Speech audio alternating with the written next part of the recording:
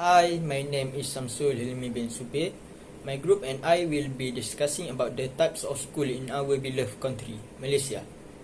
Talking about the different types of schools in Malaysia, there are many options to choose from. The education platforms, just like the country's cultural and ethnic landscapes, are diverse and numerous. They include government or public schools, international schools, vernacular schools, where Tamil and Mandarin are the primary medium of instruction, and lastly, private schools. Choosing the right school for your kids is one of the best decisions you can make because it is an essential factor that can affect the course of the child's future. In our presentation, you will learn the different types of schools in Malaysia and how they operate. So let's hear the presentation from my group members on the topic types of schools in Malaysia. So, hi, I'm Devarani Morgan. I will be presenting on government or public schools. Come, let's see. Under the national education system, a child education begins at preschool at the age of 4 and admittance to the first year of the 6-year compulsory primary education when the child reaches the age of 6 at the first day of January of the current school year.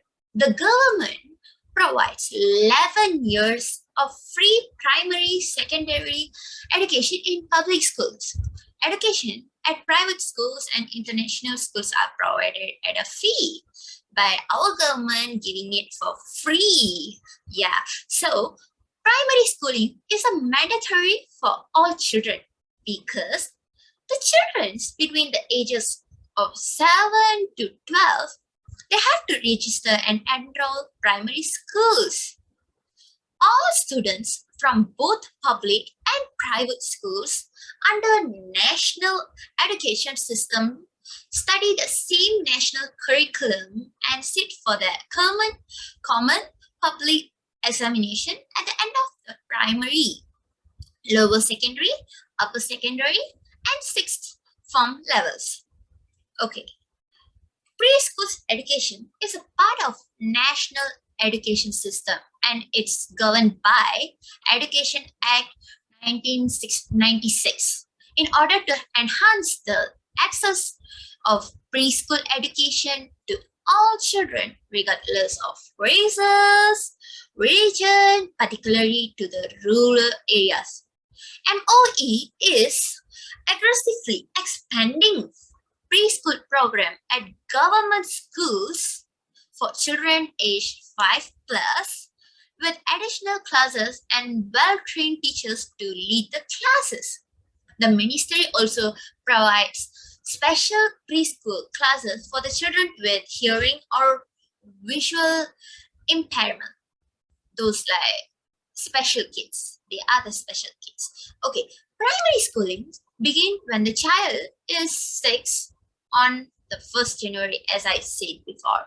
Since 2003, primary schooling in Malaysia has been compulsory, whilst homeschooling or home-based teaching is allowed only with prior permission of the State Education Department of Ministry Education. It's because every student must attend primary schoolings and education to the school. If they have a proper reason, like they couldn't come to the classes because they have some problems and everything. So if only they have the State Education Department of Ministry of Education permission, then only they could do homeschooling or home-based teaching. So all Malaysian parents must ensure that their children have to access primary education when they reach the age of 6 or more than that. Okay, so upon completion of primary school education, students will automatically be promoted to the secondary level education for another 5 years. So secondary education is divided into lower and upper levels and a special year of transition program known as remove class and well known as a peralihan for students from national types Chinese and Tamil primary schools who do not well in their language subjects in UPSR examination. Example like those students from SJKC and SJKT, those who didn't score a minimum C in their BM, English, and most compulsory sejarah, our history. So those who didn't get a C credit in their examination, they have to go through this remove class for 1 year only. So what are the different levels? Yeah, as I say, the remove class, 1 year transition program, lower secondary, which are Form 1 and to Form 13. So normally students who didn't go through this remove class, they will be attending their Form 1 at the age of 13, and they will do their Form 3 at 15. And those who go through this remove class, they will be attending their Form 1 at the age of 14, and they will finish their second lower secondary at the age of 16. So upper secondary, as we all know, Form 4 and Form 5, at the age of 16 and 17. Here, the students are not separated, or they divided into classes, choosing by streams. Students like we have science streams, art streams, religious, technicals, or vocational studies. So that's all from me. Thank you. Assalamualaikum. My name is Muhammad Amir Bedul Malik. The topic that I'm going to present today is type of school, which is the school that I choose is international school. First of all, international school were built for Malaysian and international students, and there were 117 international schools in Malaysia today, which each of the each of the international school is unique in terms of their offerings, such as type of curriculum they follow. The special of the international school is they follow different type of curriculum, such as the British, American, Australian, Canadian, and many more. International school also use English as their medium language every day, and parents often send their children to the international school so that their children can learn foreign language very well. A number of British boarding schools have established branches in Malaysia. Many of the boarding schools have the option of day boarding, flex boarding, and full boarding to cater to each student's needs. British boarding schools are known for their focus on academic excellence, top-notch school facility, and emphasis on extracurricular activities. A British boarding school education aims to create independent students who are prepared to tackle the challenge of university life. So that's all for my presentation today. Thank you. My name is Mohammed Kamarun Nizam, and I'm going to talk about vernacular school. So, vernacular school, it was created specifically for specific ethnic and cultural communities in Malaysia, such as Chinese and Indian. So, there are about 1,800 vernacular schools across Malaysia, and there are estimated 500 students from this school only. So the schooling system was introduced to promote the language and cultural values of these communities, the Indian and the Chinese communities.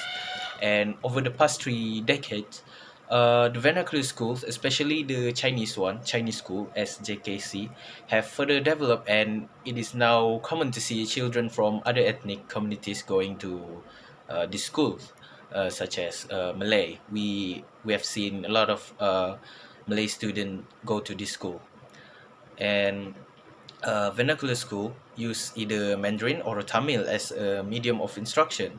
But however, Bahasa Malaysia and the English language are taught as a compulsory subject there.